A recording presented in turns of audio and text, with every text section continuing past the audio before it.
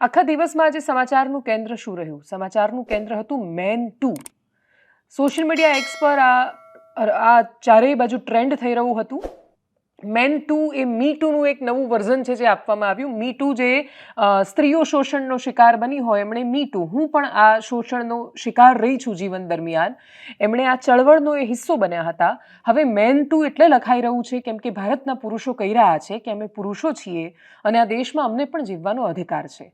કોઈ પણ કાયદો હોય એ શોષિત અને વંચિતની તરફેણ કરતો હોય, સ્વાભાવિક છે, અને એટલે જ કાયદો આપણે ત્યાં તટસ્થ નથી, કાયદો સ્ત્રી તરફી છે। એ સ્ત્રીની તરફેણમાં બનાવવામાં આવ્યો છે। એ તરફેણમાં એટલે બનાવવામાં આવ્યો કે કોઈ સ્ત્રી છે કે જે પહોંચી નથી શકતી અદાલત સુધી, પોલીસ સ્ટેશન સુધી, કોઈને કોઈ રીતે જો એ હેરાન થાય છે તો કાયદો એની મદદ કરે। પણ કાયદો ઉપચાર છે, કાયદો હથિયાર નથી, આટલી સામાન્ય સમજ આપણે આજે પણ ભારતીય નાગરિકોમાં નથી પહોંચાડી શક્યા। કાયદો એ હથિયાર નથી કે આપણે ધારીએ એને ગમે ત્યારે એને વાઢી દેવાના। કાયદો એ ઉપચાર છે। એક એવો કિસ્સો કે જે ખૂબ ચર્ચામાં છે, અતુલ સુભાષ નામનો એક 34 વર્ષનો એઆઈ એન્જિનિયર, આર્ટિફિશિયલ ઇન્ટેલિજન્સનું કામ કરે, બેંગ્લોરમાં એની નોકરી, ખૂબ માતા પિતાએ ખૂબ ભરોસા સાથે એને ભણાવ્યો, બેંગ્લોરમાં એ નોકરી કરે, ત્યાં શિફ્ટ થયેલો। અતુલના લગ્ન ઉત્તર પ્રદેશમાં નિકિતા સિંઘાનિયા સાથે થયા। 2019માં હજી લગ્ન થયા। એમને ઘરે 4 વર્ષનું એક સંતાન છે। લગ્નને માત્ર 5 વર્ષ થયા। 5 વર્ષમાં ડિવોર્સ તો ફાઇલ થઈ ગયા। એવા તો આપણે ત્યાં અનેક કિસ્સા જોવા મળે કે હજી હાથની મહેંદીનો રંગ ન ઉતર્યો હોય ને છૂટાછેડા થઈ જાય। એક્સ્ટ્રીમ કિસ્સા તો ત્યાં સુધી જોવા મળ્યા કે લગ્ન થયો અને જમણવારમાં બબાલ થઈને ત્યાં છૂટા થઈ ગયા। આવા કિસ્સાઓ આપણે સાંભળી રહ્યા છીએ, પણ આ કિસ્સો એટલો ખતરનાક છે કે અતુલ સુભાષ હવે આ દુનિયામાં નથી। અતુલ સુભાષને લગ્નના 5 વર્ષ થયા, ડિવોર્સ કેસ ચાલી રહ્યો હતો। છેલ્લા 2 વર્ષમાં 120 તારીખ ભરી ચૂક્યો છે અતુલ। 120 તારીખ ભરીને થાકી ચૂકેલા, કંટાળી ચૂકેલા અને ન્યાય વ્યવસ્થામાં ભ્રષ્ટાચાર જોઈ ગયેલા અતુલે નક્કી કર્યું કે હવે આ જિંદગી નહીં જીવી શકે, દુનિયામાં નહીં રહી શકે, અને એટલે જ એણે 40 પાનાની એક નોટ લખી, પોતાનો 1.5 કલાકનો એક વિડીયો રેકોર્ડ કર્યો અને એ વિડીયોમાં એમણે 12 મુદ્દા મૂક્યા। એ 12 મુદ્દામાં એમણે અપીલ કરી છે કે એ 12 મુદ્દામાં એમની આ છેલ્લી ઈચ્છાઓ છે ને એને સાંભળવામાં આવે, આ વિડીયોને સાબિતીની જેમ વાપરવામાં આવે। અતુલ મૃત્યુ સુધી કેમ પહોંચ્યો? શું કામ એ 34 વર્ષનો યુવાન છે એને મોતને ભેટવું પડ્યું? શું કામ એ જિંદગીની જંગ હારી ગયો? એનું કારણ એ માત્ર પત્ની ખરાબ મળીને પત્ની સાથે સંઘર્ષો થયા અને વિખવાદ થયા અને છૂટું પડી રહ્યું છે અને દિલ તૂટી ગયું છે એટલે નથી મર્યો, પણ એ માણસ કંટાળીને મર્યો કે કાયદો જ એની સામે પડ્યો છે। કાયદો જ્યારે તમને પહેલી જ નજરે તમે ગુનેગાર જ છો એમ માની લે અને તમને હદથી વધારે પ્રતાડિત કરે, અને માત્ર તમને પ્રતાડિત ન કરે, તમારા કારણે તમારા માતા પિતા પર પણ કેસ થાય અને ખૂબ ઘરડી ઉંમરે માતા પિતાને જેલમાં જવાનો વારો આવે, ત્યારે શું કરશે માણસો? આપણી પાસે એ જવાબ નથી। અન્યાય સહન કરી રહેલા કોઈ પણ વ્યક્તિને જ્યારે આ પ્રશ્ન પૂછવામાં આવે એટલે સ્ત્રીઓનો એક ખૂબ મોટો હિસ્સો, એટલે કોઈ પણ સરકાર આમાં બહુ વધારે છેડા એટલે નથી કરતી 498 એમાં, દહેજના કાયદામાં। આ કાયદો એવો છે કે જે સ્ત્રીઓ પર થતા અત્યાચાર અને શોષણ સામેના કાયદામાં સ્ત્રીએ કહી દીધું કે આણે મારી સાથે આ કર્યું એટલે પછી એ પૂરું, તમારે એ માની જ લેવાનું છે। અને કોર્ટમાં જે વ્યક્તિ જેના પર આરોપ લાગ્યો છે આખી જિંદગી સાબિત કરતાં થાકી જાય કે મેં આમાંથી કશું જ નથી કર્યું, પણ છતાંય એ જ્યાં સુધી નિર્દોષ સાબિત ન થાય ત્યાં સુધી એની સાથે ગુનેગાર જેવું વર્તન કરવામાં આવે ને જે વર્તન વર્ષોના વર્ષ ચાલે। વિમન રાઇટ એક્ટિવિસ્ટ છે એ પણ આવા કિસ્સાઓમાં જો મૌન સાધી લેશે તો એમનાથી મોટું દુશ્મન સમાજ માટે કોઈ સાબિત નહીં થાય। એ આવા કોઈ પણ કિસ્સામાં જ્યારે મળેલા કાયદાનો અને મળેલા તમને જે હથિયાર મળ્યું છે, ઉપચાર જે મળ્યો છે, એનો જો તમે ખોટો ઉપયોગ કરો છો અથવા આજુબાજુ પણ કોઈ વ્યક્તિ ખોટો ઉપયોગ કરી રહ્યું છે તો એ લોકોની સૌથી પહેલી જવાબદારી બની જાય છે જે લોકો માટે આ કાયદો બન્યો છે। આવા કિસ્સાઓમાં સ્ત્રીઓની સૌથી પહેલી જવાબદારી છે કે એ ખુલીને સામે આવે, અને આવી અનેક સ્ત્રીઓ છે। પુરુષો માટે લડતી સંસ્થાઓમાં સૌથી વધારે સંસ્થાઓ સ્ત્રીઓ ચલાવી રહી છે, અને એટલે છોકરીઓને જનરલાઇઝ કરવાનો વિષય નથી। આપણી આસપાસ અનેક સમસ્યાઓ ઉગી રહી છે। છોકરાઓ લગ્ન કરવા માટે તૈયાર નથી થતા, છોકરીઓ પણ લગ્ન કરવા તૈયાર નથી થતી, લગ્ન એ બોજો લાગી રહ્યો છે, સંસ્થા તૂટી રહી છે। આ બધા જ જે પ્રશ્નો છે એની વચ્ચે નવો પ્રશ્ન એ છે કે પુરુષો આવી ઘટનાઓ પછી પ્રશ્ન કરે છે કે લગ્ન કેમ કરીએ? એવા શિખર ધવન જેવા ક્રિકેટરથી માંડીને અતુલ સુભાષ જેવા કિસ્સાઓ આપણી સામે છે કે બાળક પેદા થાય પછી જાણે બાળક પર માત્ર માતાનો અધિકાર હોય ને પિતાને કોઈ જ લેવા દેવા નહીં, એ રીતે સૌથી પહેલાં બાળકને દૂર કરી દેવામાં આવે। એ ઇમોશનલ અત્યાચાર છે જે એના પર થાય છે। વર્ષોના વરસ થાય છે અને કોઈ એને નથી બચાવી શકતું. તમારી પાસે ગમે તેટલી સંપત્તિ કેમ ન હોય, તમારે કરોડો રૂપિયા એલિમોનીના નામ પર, ભરણ પોષણના નામ પર એ સ્ત્રીને આપી દેવાના હોય છે. જો તમે સમાનતાની વાત કરો છો તો ન્યાયનો મતલબ બદલો નથી હોતો. ન્યાયની વ્યાખ્યા કોઈ જ સંવિધાનમાં ક્યાંય એવી નથી હોતી કે ન્યાયનો અર્થ એ થયો કે સદીઓથી તમારું શોષણ થયું, હવે તમારો વારો, તમે શોષણ કરો, તમે ખોટા કેસ કરો, તમે એમને હેરાન કરો. ન્યાયનો મતલબ કોઈ પણ સંજોગોમાં બદલો લેવો નથી, નથી ને નથી જ. ન્યાયનો મતલબ છે કે ફરીથી અન્યાય ન થાય એ વાતની ખાતરી મળે. ન્યાયનો મતલબ છે અન્યાયની સંભાવનાઓમાંથી માણસોને બહાર કાઢવા. આ એવી આર્ગ્યુમેન્ટ મળે છે કે સદીઓ સુધી સ્ત્રીઓનું શોષણ ને બધું થયું ને બિચારી વર્ષોથી સહન કરતી આવી અને તમારા પર માંડ આવા 10-20% કેસ બને છે, એમાં તમે થાકી ગયા, એમાં હેરાન થઈ ગયા. કોઈ પણ હેરાન શું કામ થવું જોઈએ? એ સ્ત્રીએ શું કામ ને પુરુષ પણ શું કામ? સ્ત્રી પર થતો અત્યાચાર ને એનું શોષણ હવે એનું નોર્મલાઇઝેશન થઈ ગયું છે સમાજમાં. એની સામે આપણે લડવાનું છે. આજે અનેક ઘરમાં બાટલા ફાટે છે, આજે અનેક ઘરમાં સ્ત્રીઓ અગ્નિસ્નાન કરે છે, આજે અનેક સ્ત્રીઓ છે કે કેનાલમાંથી એની લાશ મળે છે. સાસરિયાના ત્રાસથી એકદમ લગ્નની શરૂઆતમાં કેટલીય દીકરીઓ છે જે ઘરે પાછી જ નથી આવતી. એ રૂઢિગત માન્યતાઓ છે જેમાં એવું કહેવામાં આવે છે કે દીકરીને ગાય દોરે ત્યાં જાય, દીકરી તો પારકી થાપણ કહેવાય. એ ગઈ, એના પછી એની લાશ ઘરે આવે પણ એ ઘરે ન આવે, આવી રૂઢિગત માન્યતાઓ છે. એ 40-50 વર્ષની અનેક સ્ત્રીઓના ઘાલે તમાચાના સાક્ષી છે જે સહન કરીને એમણે પરિવારને ટકાવી રાખ્યો છે. અને એમણે વર્ષોથી સહન કર્યું એનો મતલબ બિલકુલ એ નથી હોતો કે એ દીકરીને એવું કે હવે તારે સહન કરાવડાવવાનું છે. વર્ષોથી સહન કરીને થાકેલી સ્ત્રીઓએ પોતાની દીકરીને એ શીખવવાની જરૂર છે કે અમે ભોગ બન્યા છીએ શોષણનો, અત્યાચારનો, ખોટા આરોપોનો, ચારેય બાજુથી આવેલી સમસ્યાઓનો. તને અધિકાર મળ્યો છે, સ્વતંત્રતા મળી છે, ખુલ્લું આકાશ મળ્યું છે. તો સહન સ્ત્રીઓએ બિલકુલ નથી કરવાનું, પણ એમણે સહન પણ તો નથી કરાવડાવવાનું. અતુલની સાથે જે થયું, અતુલ સુભાષની સાથે, કોઈની સાથે કેમ થવું જોઈએ? એ પણ તો કોઈકનો દીકરો છે. અતુલ સુભાષ પર એમના પત્ની નિકિતા સિંઘાનિયાએ કેસ તો કર્યો. એના પછી એમના માતા નિશા સિંઘાનિયા, એમના સાળા, એમના કાકા, એ બધા જ લોકો સતત પ્રતાડિત કરવા માંડ્યા. 3 કરોડ રૂપિયાના ભરણ કુપોષણની માગણી કરી. અત્યાર સુધીમાં લાખો રૂપિયા તો ઓલરેડી લઈ લીધા હતા. એક વખતે કંટાળીને જ્યારે અતુલ સુભાષે એવું કહ્યું કે આમને આમ ચાલ્યું તો હું મરી જઈશ, આ બધું ક્યાંથી આપીશ? તો એના પછી ફોન કરીને કહ્યું કે કેમ ભાઈ, તું તો મરી જવાનો હતો ને, મર્યો નહીં?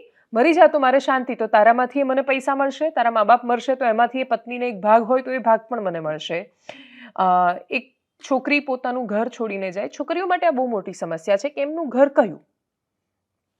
અમુક જિંદગીના અમુક વર્ષ એટલે 25-30 વર્ષ સુધી એક ઘરમાં રહેવાનું, એને પોતાનું ઘર માનવાનું, પછી એ ઘર અચાનક જ એનું નથી રહેતું, એણે એક બીજા ઘરમાં જવાનું છે.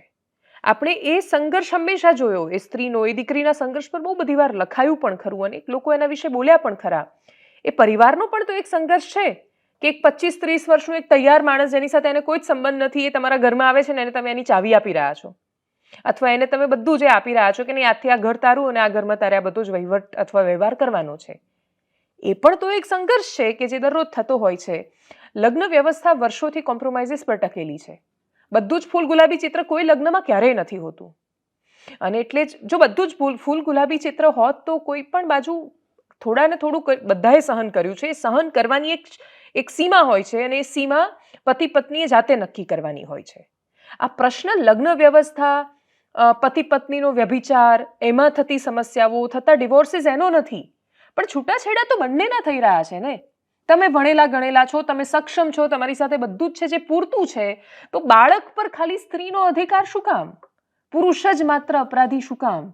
એને ગુનેગારની જેમ શું કામ જોવાનો? એની સાથે એવું વર્તન શું કામ કરવાનું કે એણે 1.5 કલાકનો વિડીયો બનાવીને મરી જવું પડે? અતુલ સુભાષે જે 12 માંગણીઓ કહી છે પણ તમારી સામે મૂકવી છે. બેંગ્લોરમાં કેસ દાખલ થઈ ગયો છે અને બેંગ્લોરમાં એમના આખા પરિવારની સામે કેસ દાખલ કરવામાં આવ્યો છે. અતુલ સુભાષ જે માંગણીઓ મૂકી રહ્યા હતા એ માંગણીઓના મુખ્ય મુદ્દાઓમાં સૌથી મહત્વનો મુદ્દો એ હતો કે કેસ ઉત્તર પ્રદેશમાં ન ચલાવવામાં આવે. સૌથી મોટી સમસ્યા ન્યાય વ્યવસ્થાની છે. એમણે આરોપ લગાવ્યો છે યુપીના જજ રીટા કૌશિક પર. એમણે કહ્યું છે કે એમણે એમની પાસે લાંચ માગી અને એ લાંચ હતી કે ભાઈ તારે કેસમાં ટૂંકમાં જલ્દી પતાવવો હોય કે બચવું હોય કે કંઈ પણ કરવું હોય તો આટલા લાખ રૂપિયા આપવા પડશે. અને અતુલે પૈસા ન આપી શક્યો તો પછી અતુલની આ હાલત છે. અતુલે મૃત્યુ એટલે પસંદ કર્યું છે કેમ કે એમણે કહ્યું છે કે હવે હું થાકી ગયો છું, હતાશ થયો છું અને કદાચ મારા મૃત્યુથી એક સંદેશ મળશે. એમણે શું છેલ્લી 12 ઈચ્છાઓ છે એ જાણીએ આપણે. પહેલી છે કેસની સુનાવણી લાઈવ થવી જોઈએ આખા કેસની, જેથી ન્યાય વ્યવસ્થા વિશે લોકોને ખબર પડે. 2, સુસાઇડ નોટ અને વિડીયોનો પુરાવા તરીકે ઉપયોગ કરવા દેવામાં આવે. 3, રીટા કૌશિક જે ઉત્તર પ્રદેશમાં જજ છે એ કદાચ પુરાવા સાથે છેડછાડ કરી શકે એમ છે. મારો અનુભવ કહે છે કે બેંગ્લોરની અદાલતો યુપી કરતાં વધારે સારી છે, કાનૂનને માનનારી છે, તો કેસ અહીંયા કર્ણાટકમાં ચલાવવામાં આવે. 4, બાળકની કસ્ટડી મારા માતા પિતાને આપવામાં આવે જેથી એનો ઉછેર વધારે સારા સંસ્કાર સાથે થઈ શકે. 5, મારા મૃતદેહ નજીક મારા પત્ની કે એમના પરિવારના લોકોને ન આવવા દેવામાં આવે. 6, અસ્થિ વિસર્જન ત્યાં સુધી ન કરાય જ્યાં સુધી એમને સજા ન મળે, અને જો કોર્ટ મારા પત્ની અને એમના પરિવારના લોકોને નિર્દોષ જાહેર કરે છે તો કોર્ટની બહાર ગટરમાં અસ્થિ ફેંકી દેવામાં આવે. 7, આ લોકોને મહત્તમ સજા આપવામાં આવે કેમ કે મારા પત્ની જેવા લોકો જો બહાર રહેશે તો એ સમાજના બીજા દીકરાઓને પણ હેરાન કરશે.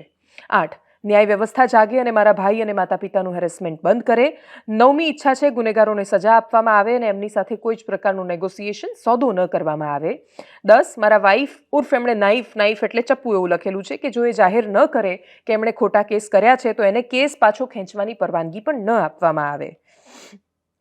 11, મને ભરોસો છે કે મારા વાઈફ હવે કોર્ટમાં મારા બાળકને લઈને આવશે જેથી કોર્ટ ઉદાર બને, જે અત્યાર સુધી એ નહોતી કરતી, તો એને આ ડ્રામા કરવાની અનુમતિ ન અપાય. અને 12, જો આ જ હેરેસમેન્ટ ચાલુ રહે તો મારા માતા પિતાને પણ ઈચ્છા મૃત્યુ મળી જાય. ચાલો માતા પિતા અને પતિને મારી જ નાખીએ અને દેશની ન્યાય વ્યવસ્થાનો કાળો સમય આપણે સામે લાવીએ. આ પ્રશ્ન દેશની ન્યાય વ્યવસ્થા સામે છે. એટલા માટે સામે છે કેમ કે ખૂબ સહન કર્યા પછી 2020નો NCRBનો ડેટા અમારા દર્શકે અમને શેર કર્યો. એમાં કોર્ટના ટ્રાયલ છે. 18,967 કેસ કોર્ટમાં ગયા, એમાંથી 14,340 લોકો છૂટ્યા, એમાંથી 3,425ને સજા થઈ છે. આ જેટલા કેસીસ છે પોલીસે ખોટા કેસ એમ કરીને ક્લોઝ કર્યા એવા 5500 કેસ છે. અને તમે વિચારો કે આ 5500 છોકરાઓની જિંદગી કઈ હાલતમાં ગઈ હશે. ભરણ પોષણ એ માત્ર સમાનતાની આપણે જ્યારે વાત કરીએ છીએ, આપણે એવું કહીએ છીએ કે સ્ત્રી પુરુષના સમાન અધિકાર છે. સમાન અધિકારમાં એવું છે કે ઘરના કામમાં પણ જો પુરુષ તમને મદદ કરી રહ્યો છે, એ દરેક વખતે તમારી સાથે કદમથી કદમ મિલાવીને આગળ ચાલી રહ્યો છે, તો જ્યારે છૂટાછેડા જેવી બાબત આવે ત્યારે ભરણ પોષણમાં એટલી સહમતિ કેમ ન સધાઈ શકે કે તમારે એ સમજવું પડે કે જો તમે ખૂબ સરસ નોકરી કરી રહ્યા છો, તમે ઇનફ કમાઈ રહ્યા છો, તમારી કમાણી એટલી છે કે જો બાળક તમારી પાસે આવે છે તો તમે એનું પોષણ કરી શકો એમ છો, તો તમારે 3 કરોડ રૂપિયા કેમ માંગવા પડે છે? એ છોકરો ક્યાંથી આપતો આટલા કરોડ રૂપિયા? અને આપી દેતા પછી એ સીધા એના મા બાપ પર કેસ કરવાના. એમના સસરા જે લગ્નના 6 મહિનામાં જ મૃત્યુ પામ્યા હતા, એમના પત્ની સિંઘાનિયાએ એવો આરોપ પણ લગાવ્યો, નિકિતા સિંઘાનિયાએ, કે એમના પિતાની દહેજની સતત માગણી થતી હતી એટલા માટે એમનું ટેન્શનમાં મૃત્યુ થઈ ગયું છે.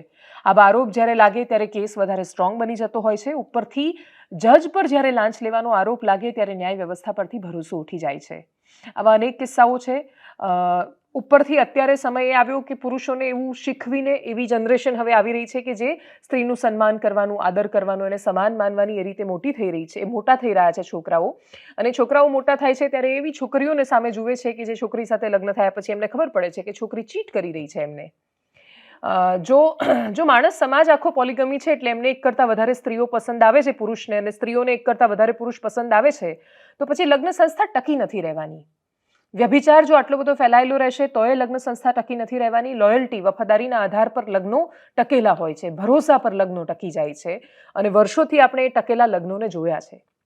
એ વર્ષોથી લગ્નો એટલે પણ ટક્યા છે કેમ કે ઘણી બધી ખામીઓને નજરઅંદાજ કરવામાં આવી છે. પણ એ ખામી ખૂબીની વચ્ચે પણ એનું એક બેલેન્સ છે, એક સુધી જળવાયેલું રહેતું હતું. સ્ત્રીઓ સહન કરી રહી છે અને એ મહદઅંશે સહન કરી રહી છે, એ વાતને નકારી શકીએ એમ નથી. એક એવો વિશાળ હિસ્સો છે આજે પણ પિતૃસત્તાક માનસિકતા લોકોના મનમાં વસેલી છે. પણ હજારો કે લાખો સ્ત્રીઓ સહન કરી રહી છે એનો મતલબ એટલા પુરુષોને સહન કરાવડાવવું એ ન્યાય નથી હોતો, એને બદલાની ભાવના કહેવાય છે. સુપ્રીમ કોર્ટે પણ આજે આ જ વિષય પર ટિપ્પણી કરી છે. સુપ્રીમ કોર્ટમાં કહ્યું કે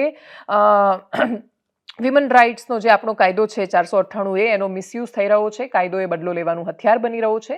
સુપ્રીમ કોર્ટ દર વખતે આ પ્રકારની વાત કે ટિપ્પણી કરીને મુદ્દાને છોડી દે તો એનો કોઈ મતલબ નથી બનતો. સંસદમાં પણ માત્ર ચર્ચા થાય, આ એક પોલિટિકલ ડિબેટનો ઇસ્યુ બને, સોશિયલ મીડિયા પર લોકો આક્રોશ વ્યક્ત કરે, મેન ટુ નામે એક ટ્રેન્ડ આવે અને આપણે એક દિવસ સમાચારમાં લઈએ કેમ કે એક પુરુષ 1.5 કલાકનો વિડીયો બનાવીને મૃત્યુ પામ્યો છે અને લોકોની અંદર એ આક્રોશનો વિષય છે અને આપણે આને જનરલાઇઝ ચર્ચા પણ કરી દઈએ તો પણ આનો ઉકેલ નથી આવવાનો.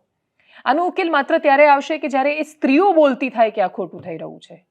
એ પોતાની આસપાસની દરેક ઘટનાઓમાં જે લોકોને અધિકાર મળે છે, એ વંચિતોને મળેલા કાયદા હોય, એ સ્ત્રીઓને મળેલા કાયદા હોય, કોઈને પણ મળેલો કાયદો, જો આસપાસ દુરુપયોગ થાય છે તો દુરુપયોગ 1% છે, 2% છે, 5% છે, 10% છે, એની ટકાવારીમાં ન પડ્યા વગર જે ઘટના સામે આવે છે એના પર બોલવું પડશે. અને જો આપણે નથી બોલતા તો આપણે એ અન્યાયને પ્રોત્સાહન આપી રહ્યા છીએ જે વર્ષોથી થતો આવ્યો છે. આ કિસ્સામાં ખૂબ બધી પ્રતિક્રિયાઓ પછી જ્યારે આ સિંઘાનિયા પરિવારને ત્યાં પત્રકારો પહોંચ્યા ત્યારે એટલું બેહુદું વર્તન એમના પરિવાર દ્વારા કરવામાં આવ્યું. ખૂબ એરોગન્સથી, ઘમંડ સાથે જવાબ આપવામાં આવતો હતો. કુછ બુરા હો જાયેગા હમસે, ચલે જાઓ આપ યહાં સે, અમારો વકીલ નહીં આવે ત્યાં સુધી અમે વાત નહીં કરીએ. એટલે ખૂબ ભણેલા ગણેલા હોવાનો મતલબ એ નથી હોતો કે, અથવા તમારી પાસે ખૂબ પૈસા છે એનો મતલબ એ નથી હોતો કે કાયદાનો તમે હથિયારની જેમ ઉપયોગ કરો. કમનસીબે કાયદો સામાન્ય માણસ માટે રહ્યો જ નથી. કયો સામાન્ય માણસ છે જે એવું કહેશે કે હું કોર્ટમાં જઈને તને ન્યાય લઈને આવી જઈશ? એક સમય હતો કે કોર્ટમાં તને જોઈ લઈશ એવું કહેતા હતા. હવે કોઈ એવું નથી કહેતું. ભગવાનને પ્રાર્થના કરે છે કે ડૉક્ટર, વકીલ, કોર્ટ આ બધાના પગથિયા ભગવાન કોઈ દિવસ ન ચડાવતો. તો આ પ્રકારની પરિસ્થિતિ આપણા દેશની છે.